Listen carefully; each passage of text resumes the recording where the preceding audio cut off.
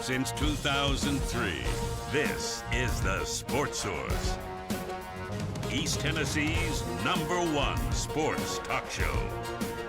Presented by Pipe Wrench, and by Junk Be Gone, and by the Garza Law Firm.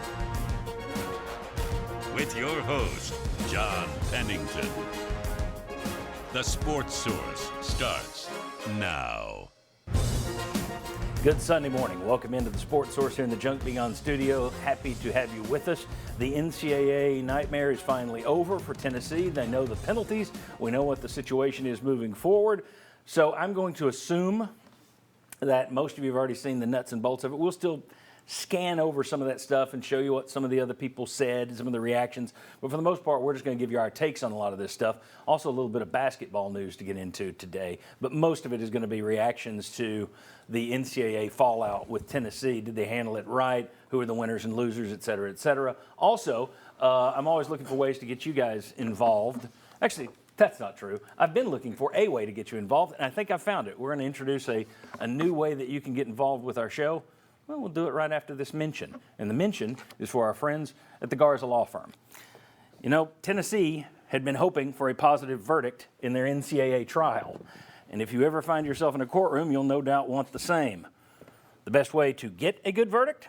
Get a good lawyer. And there are none better in East Tennessee than Marcos Garza and the Garza Law Firm. Visit garzalaw.com to know more. They can represent anyone watching the show, listening to the show across the entire East Tennessee region. Really, really great track record with your neighbors across East Tennessee. garzalaw.com. Okay, want to welcome in the panelists and the name supers underneath them. We'll tell you who these people are. We got right there Jimmy Himes. We got right here Josh Ward. Right here Marlon Walls. Right there Chuck Cavaleris. We do have a fun show. We've got media perspective, player perspective, fan perspective, and we're going to get your perspective. Here's the deal. We have come up with a new way. If you do phone calls, well, it's usually the same 3 or 4 people that always call in first and get on, and they can kind of hijack the show.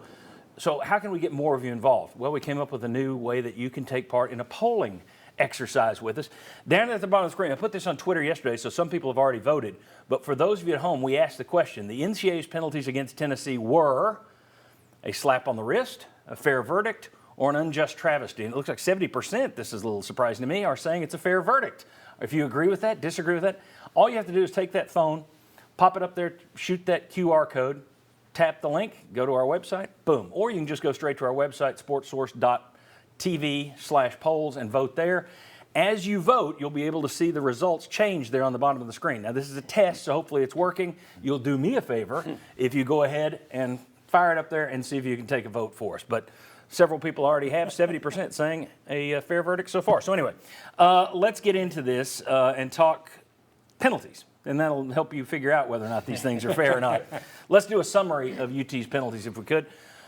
5 years of probation, reduction of 28 scholarships over that span. Now, whether you count the 2 this year, it's 28 total. They've had 16, so that would look like 12 more. Some people are saying, well, it's 18 with this year. So either way, you've got 28, and you've already done 16 to 18, so 10 to 12 more over the next 5 years. Reduction of 36 official visits over that span. Reduction of unofficial visits over 40 weeks during that 5-year span. 28 weeks of non-recruiting contact over that span. Reduction of 120 evaluation days over that 5-year span. And a vacation of all wins and records involving ineligible athletes. And let's go ahead and take a look at what games were vacated. That's 11 of Jeremy Pruitt's wins. The wins from 2019 and 2020 are all out the window. So the big win over Chattanooga, it never happened. So you'll have to erase those giant celebrations from your memory. And the victory over Indiana, which led to such comments as next decade will be the decade of the Vols, and the Vols are back, and take a bite out of some people's butts. Those are all gone. Now, if you think those penalties seem steep, that's one opinion. On the other hand, Blake Topmeyer of the New Sentinel wrote a headline that said, how Tennessee punched out NCAA's teeth and dunked on a pitiful Jeremy Pruitt. So I'm guessing people out there have different views on whether or not Tennessee punched the NCAA's teeth out or whether or not the NCAA was too strict, too tough on Tennessee. I've noticed that fans of other schools around the country have said that Tennessee got off light. So it all depends on your perspective. Let's go ahead and just discuss this a little bit. More than 200 infractions, 18 of them were level 1 infractions. They kept the failure to monitor charge, which Tennessee was hoping to get off there. They kept it, but they didn't get the bowl ban, and that's the big trick. They didn't get the bowl ban. Jimmy, were the penalties a slap on the wrist, a fair verdict, or were they too tough on Tennessee? John, I've already voted. So we're done. And I voted fair. I think that they are. I think that the fact that Tennessee cooperated is what ended up making – that's why they didn't get a bowl ban. They even said that. The NCAA said that. Right. And I was told in March that would be the case. In March, actually, I talked to somebody that was at the Committee on Infractions who told me you can buy your way out of a bowl ban. I said, what do you mean? He said, with a fine. He said they may fine them as much as $10 million. And when I checked on it, that I was told by other sources, it wouldn't be quite that much. But I think the scholarship reductions, that looks like a fair number. I don't think that's going to hurt Tennessee much. Some of the visits, a lot of times you don't fulfill all of your visits anyway. So I don't think that's too harmful to them. But I think the resolution is fair for Tennessee. And I'm not surprised at all at the bowl ban. We've been saying since March they weren't going to get it because of their cooperation. They still sweated it out to the end, though. But the $8 million, I don't know if I had that on the graphic, the $8 million fine that they also got hit with. Fair? Too much? Former player, what do you think? Too much. Too much. I'm a homer. I feel like if you look at the NCAA and what's been going on basketball-wise, football-wise in the last, 10 years, I feel like the $8 million fine was a little bit too much. But again, I'm a homer. I feel like it could have, like if we had cooperated like we did. Now, if you'd have caught us on it, all right, talk to me about that then. I haven't seen a bowl ban in a long time in my history. So for me, it's, all right, we cooperated. We did what we supposed to do. We found out. We turned it in. All right, don't take away 1,000 visits from us. So for me, I'm a homer, so I'm going to say too much. You're nowhere and near it makes for great TV. You're nowhere near the home rose that guy. So, Chuck, what's your take on this? Do you think it's too much? Do you think it's fair? Well, given the level of the violations that you couldn't really refute, once you got into over 200, almost 300, to 18 level 1, right, in that neighborhood, given the extent of what they had on you, I thought it was about what you would expect in a way. The bowl ban it's like that was the victory for Tennessee to me. Yeah. And everything else, you had to expect something. You had to expect them to nail you somehow, and they did.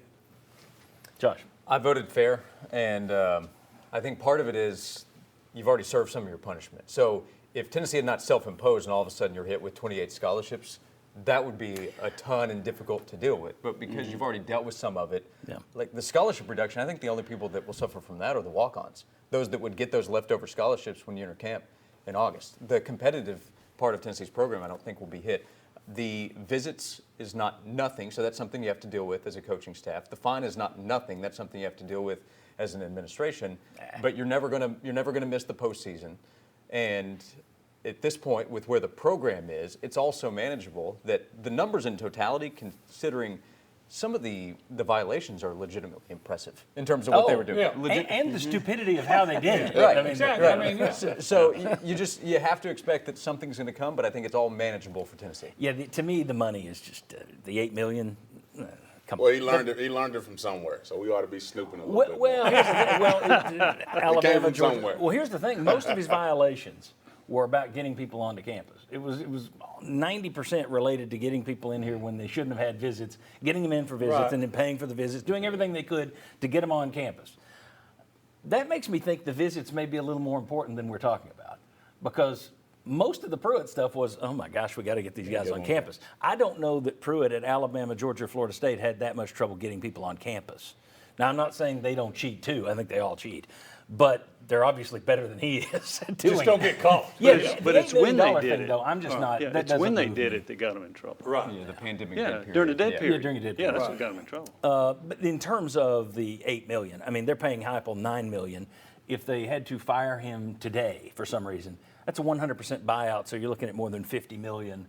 So you know, Yeah, they'll be fine. But they've got a year money. ago, they ran a GoFundMe to replace the goalpost. So you still have to. You do still I have think to. they're- See, we need money, But Josh. will, Yeah. will they Need have the money. $8 million? They will have the $8 million. They've to pay. got money. I'm not worried about UT not having money. Okay, when we come back, thanks. We've already had 100 or so people just go there and vote in 5 minutes, so thank you. Continue to flip in. The line isn't moving much. That's interesting. It's now 74%, 18% say it was a travesty. I wonder how many people up in Kentucky are watching saying it's a slap on the wrist, slap on the wrist.